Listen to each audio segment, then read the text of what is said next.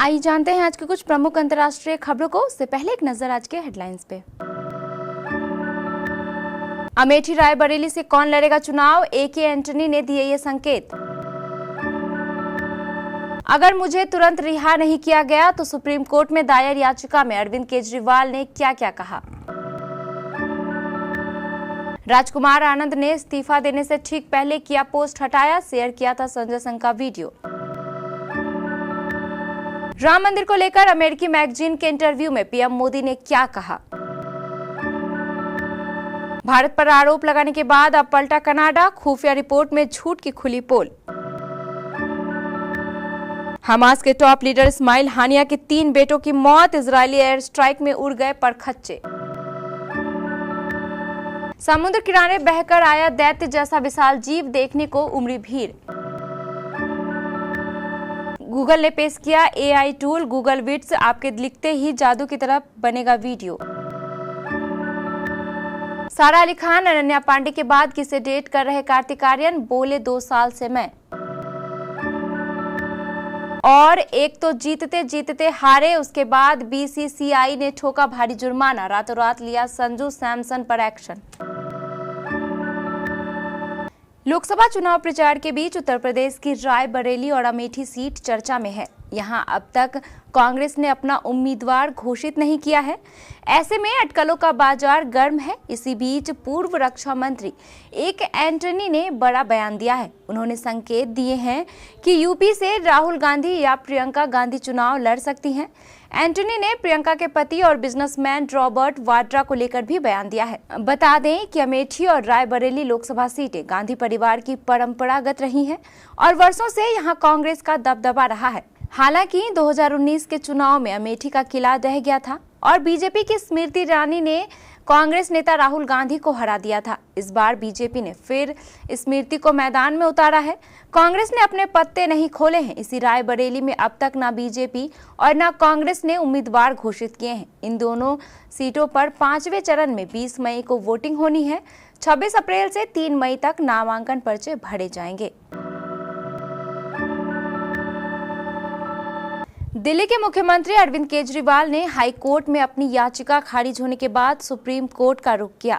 हालांकि supreme court ने केजरीवाल की याचिका पर तुरंत सुनवाई करने से इनकार कर दिया।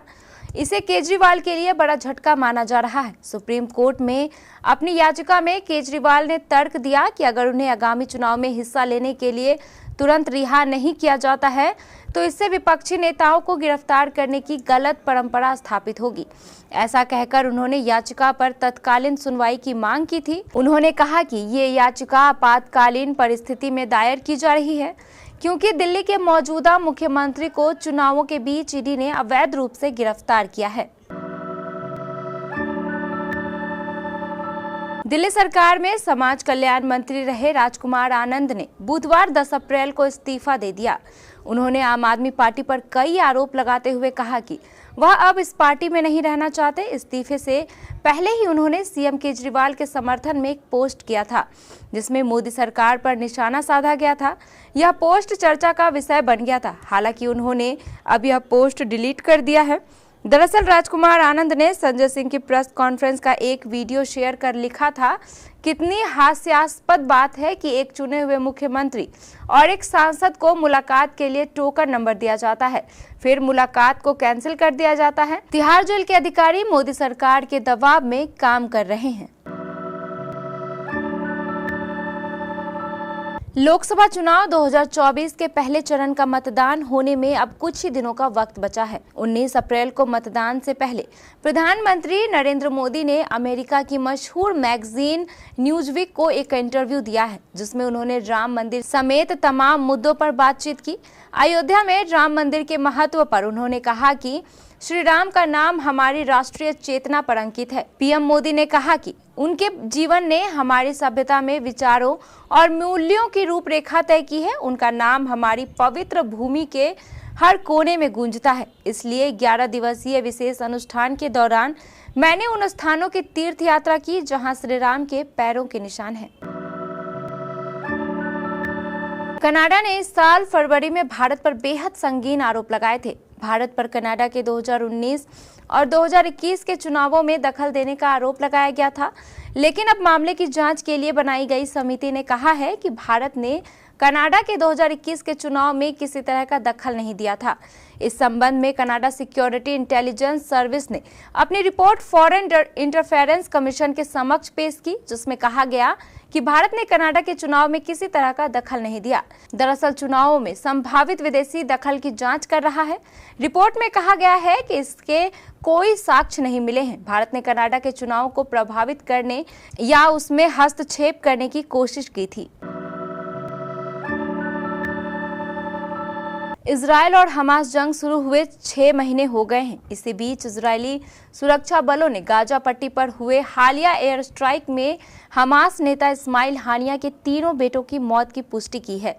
इजरायली सेना IDF ने दावा किया है कि हानिया के 3 बेटे आमिर, हाजेम और मोहम्मद गाजा में आतंकी गतिविधियों को अंजाम देने जा रहे थे कि वे हवाई हमलों की चपेट में आ गए। इस्माइल हानिया ने अल जजीरा को दिए इंटरव्यू में कहा कि जेरूसलम और अल-अक्सा मस्जिद को आजाद कराने की जंग में उनके 4 बेटों में से 3 बेटे शहीद हो गए। उन्होंने कहा कि दुश्मन को लगता है कि हमास लीडर्स के परिवारों को निशाना बनाकर वो हमें झुका देंगे, इससे हम अपनी मांगों से पीछे हट जाएंगे। अगर किसी को लगता है कि मेरे बेटों को निशाना बनाकर वे हमास को उसका रुख बदलने पर मजबूर कर देंगे तो ये भ्रम है। दुनिया में लोगों को अक्सर ऐसे जीव मिल जाते हैं जिनके बारे में इंसानों ने पहले कभी नहीं जाना होता है। ये कई बार भयानक होते हैं तो कई बार ऐसी दुनिया की ओर इशारा करते हैं जिससे वैज्ञानिक भी अभी तक अनजान हैं। गहरे समुद्र हमेशा ऐसे रहस्य और पौराणिक कथाओं का स्रोत रहे हैं। हाल में मलेशिया के एक बीच पर कुछ ऐसा ही देखने को मिला। यहाँ एक लुंडू में तेलुक मिलानो बीच पर अजीब दैत्यनुमा जीव का शव बहकर आया। कुछ हद तक सड़ चुके और फूले हुए इस सब को बीच पर सर्वे कर रहे अधिकारियों ने ही पहली बार देखा था। स्थानीय आपदा agency Sarawak civil defence force ने फेसबुक पोस्ट की मदद से इसकी जानकारी दी।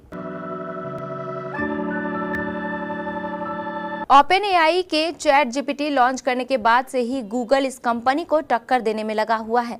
OpenAI और गूगल दोनों ही ब्रांड्स AI की रेस में आगे निकलने के लिए नए प्रोजेक्ट को लॉन्च कर रहे हैं। कुछ वक्त पहले ही OpenAI ने सोरा का ऐलान किया था, जो text to video generative application है। हालांकि ये एप्लीकेशन अभी चुनिंदा क्रिएटर्स को दिया गया है और सभी के लिए साल के अंत तक आएगा। वहीं दूसरी तरफ गूगल ने भी अपना text to video generative application पेश कर दिया है। ब्रांड ने video generative tool Google Vids को पेश किया है, जिसका सीधा मुकाबला OpenAI सोरा से होगा। बॉलीवुड एक्टर कार्तिक आर्यन प्यार में पड़ना चाहते हैं, ऐसा हम नहीं बल्कि एक्टर ने खुद कहा है। कार्तिक ने नेहा धूपिया के चैट शो में बताया कि पिछले 2 या 2.5 साल से वो खुद पर और अपनी फिल्मों पर ही ध्यान दे रहे हैं, पर अब वो प्यार में आना चाहते हैं। देखा जाए तो कार्तिक आर्यन की स्क्रीन पर लवर बॉय इमेज बनी हुई है। फीमेल फैंस इनकी दीवानी है। पर्सनल लाइफ की बात करें तो कार्तिक आर्यन का सबसे पहले नाम सारा अली खान संग जुड़ा था। बाद में दोनों का ब्रेकअप हुआ। हालांकि ब्रेकअप के भी कई सालों बाद जाकर दोनों ने इस बात को कबूल किया कि वो रिलेशनशिप में थे। इसके बाद कार्तिक का नाम अनन्या पांडे संग जुड़ा। फिर पश्मीना रोशन संग भी कार्तिक के रिलेशनशिप के चर्चे काफी रहे। गुजरात टाइटंस ने बुधवार को IPL 2024 में राजस्थान रॉयल्स की लगातार 4 मैचों की जीत का सिलसिला रोमांचक 3 विकेट की जीत के साथ खत्म कर दिया। टाइटंस ने अपने 196 रनों के लक्ष्य का पीछा करते हुए अंतिम 5 ओवरों में शानदार वापसी की, जिसमें से उन्होंने आखिरी 30 गेंदों में 73 रन बनाए। हार के बावजूद रॉयल्स कोलकाता नाइट राइडर्स से आगे तालिका में अपना शीर्ष स्थान बनाए हुए है।